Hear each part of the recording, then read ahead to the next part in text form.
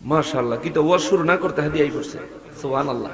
ওরে ভবে দিন থাকিতে ওরে মুমিন মায়ের সেবা কর যাইয়া,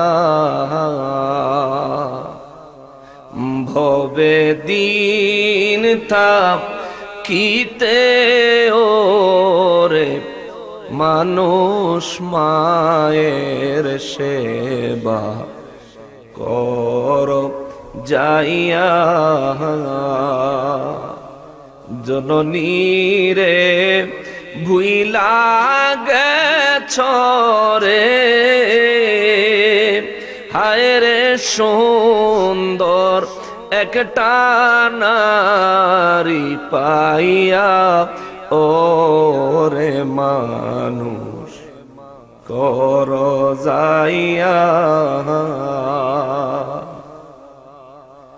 বাইচা থাকতে চিনলি না রে মা কি জিনিস তোরা,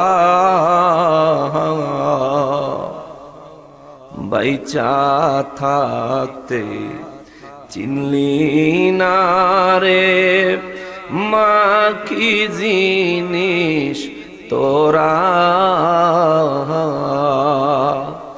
রাস্তায় বৈশাখ কাঁদবি একদিন রে, হায় রে অমূল্য ধন হারা ইয়া রে মানুষ কর যাইয়া। আমার যুবক ভাই, এটুকু গজল তোমার জন্য ছিল। বেঁচে থাকলে মা বাবা খেদমত দিও। নবী বলেন আল জান্নাতু তাহতা কদামিল উম্মাহাত, তোমার মায়ের কদমের নিচে আমার রব্বুল ইজ্জত তোমার জন্য জান্নাতের ফয়সালা করেছেন। আর হাদিস মুবারকের মধ্যে নবী বলেন মা বাবা কারো জন্য জান্নাত, মা বাবা কারো জন্য জাহান্নাম। যে মা বাবার সন্তুষ্টি হাসিল করতে পেরেছে সে মা বাবার মাধ্যমে জান্নাত হাসিল করেছে। যে মা বাবাকে অসন্তুষ্ট করেছে, কষ্ট দিয়েছে, নবী বলেন ওই ব্যক্তি মা বাবার খেদমত না করার কারণে, সন্তুষ্টি হাসিল না করার কারণে দুনিয়াতে থেকে জাহান্নামের জন্য নিজেকে তৈয়ার করেছে। জোরে বলেন নাউজুবিল্লাহ। আমার ভাইজান, আমি গুনাহগাররে দোয়া করার জন্য কিছু হাদিয়া দিয়েছেন, 500 টাকা। আল্লাহ তাআলা আমার ভাইজানের মনের নেক মকসুদ পুরা করে দেন। জোরে বলেন আমিন।